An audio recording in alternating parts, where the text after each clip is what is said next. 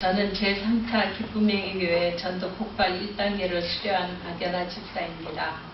저는 어릴 적 믿지 않는 가정에서 자랐습니다.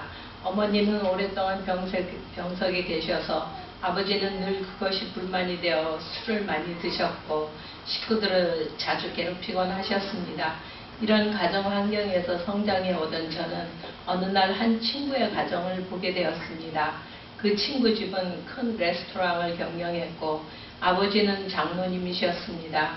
그리고 우리 집과는 달리 집안이 화목했습니다.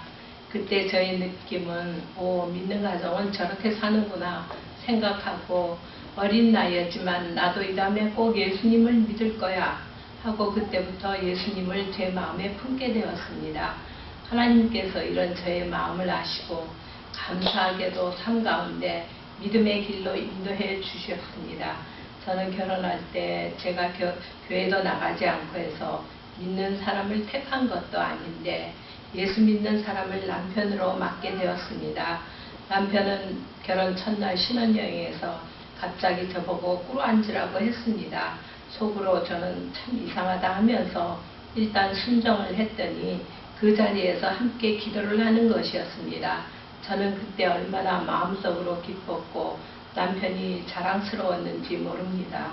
그러면서 나도 머지않아 교회를 나갈 수 있겠구나 하고 생각했습니다. 그러나 그 마음도 시간의 흐름 가운데 삶의 굴레에 묻혀 기억 속에 희미하게 되어 버렸습니다. 결국 제가 교회에 나가게 된 것은 비교적 오랜 시간이 지난 후 아이 둘을 낳고 비로소 동네 사는 구역장님의 인도로 교회에 처음 발을 내딛게 되었습니다. 하지만 교회에 다니면서도 큰 기대감 없이 내가 하나님께 선택받았구나 하는 안도감과 아이들을 어려서부터 신앙 안에서 자라게 해줘야지 하는 책임감이 고작이었습니다. 그래서 내가 누구를 전도해야지 하는 생각은 거의 하지 않고 지금까지 살아왔습니다. 그러나 기쁨의 교회에 온 이후로는 전도에 관한 설교 말씀을 듣고 나면 마음 가운데 항상 부담감이 들었습니다. 그렇지만 이를 구체적으로 실천할 만한 특별한 방법도 몰랐고 또 용기도 없이 그저 막막하기만 했습니다. 또 제 마음 한편에선 내 신앙생활이나 잘해, 내 믿음도 시원찮은데 무슨 다른 사람 전도까지 하는 음성도 들려오는 것 같았습니다. 그러나 이 전도에 대한 부담감은 시간이 지나도 떨쳐버릴 수가 없었고 오히려 눈덩이처럼 더 커져만 가는 것 같았습니다. 그러던 중 지난 제2차 전도 폭발 훈련에 참여하기를 권유했던 김영정 목사님의 간청에 의해 이번 3차 훈련은 거절치 못하고 동참했습니다. 훈련을 일단 시작하기는 했는데 그 가운데도 훈련을 어렵게 하는 장애물들이 저를 기다리고 있었습니다. 가장 먼저 아들 쌤의 암 수술과 방사선 치료 등 그 외에도 많은 것들이 저를 훈련의 자리에서 내려오도록 잡아당겼습니다.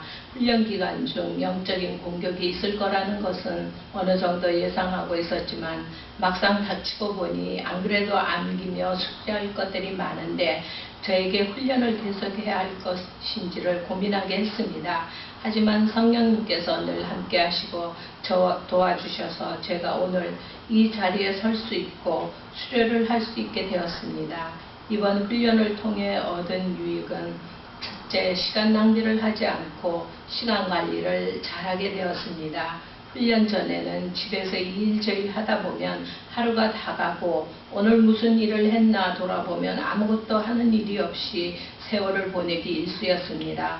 그런데 훈련에 임하면서 하루의 우선순위를 생각하게 되었고 매일매일 주어진 분량의 공부를 하다 보니 쓸데없는 생각을 하지 않고 정돈되고 알찬 시간을 보내게 되었습니다. 그래서 매일매일 말씀 묵상, 기도, 성경 읽기, 성경 공부를 규칙적으로 하게 되었고 이후 이 모든 것들이 습관이 되어지게 되니 참으로 보람차고 의미 있는 시간을 활용할 수 있었습니다. 둘째, 복음 제시를 직접 할 수 있게 되었습니다. 훈련 중에 진짜 훈련은 현장 실습인데 처음에는 전도 대상자의 얼굴을 보고 복음을 전하려 하니 부끄럽고 쑥스러워 도저히 못할 것만 같았습니다. 그런데 현장에서 복음을 노련하게 전하는 훈련자의 실력에 큰 도전을 받았습니다.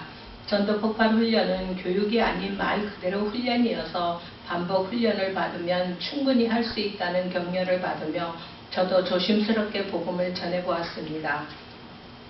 이러한 훈련을 통해 평소 소극적이고 내성적이던 제가 이제는 부끄러움도 사라지는 것 같고 그동안 전혀 앞뒤도 모르던 복음 제시를 할 수 있게 되었습니다. 그렇지만 전도가 제 자신의 능력만으로 되는 것이 아님을 체험했습니다. 결신 설명에도 있듯이 자신을 믿지 않고 오직 예수님만 믿어야 해요 함과 같이 성공적인 전도는 성령의 능력 안에서 그리스도만을 전하고 그 결과는 하나님께 맡기는 겸손함이 따라야 한다는 소중한 것을 배웠습니다. 셋째, 새로운 꿈을 꾸게 되었습니다. 그 꿈은 저도 이제는 병아리 시절 훈련생을 넘어 언젠가 저 선배님들처럼 훈련생에게 스승으로서 가르칠 수 있겠지 하는 바로 주님 명하신 제자 삼는 꿈을 갖게 된 것입니다. 그래서 예수님을 알지 못하고 살아가는 많은 영혼들을 주께로 인도하고 하늘나라 가서 커다란 상급도 받아보고 싶은 소망을 가져봅니다. 전도 폭발 훈련을 받기 전과 받은 후의 제 모습은 변해 있었습니다. 며칠 전 마켓에 갔는데 그전 같으면 전혀 눈에 들어오지 않던 광경이 제 눈에 들어오는 것이었습니다.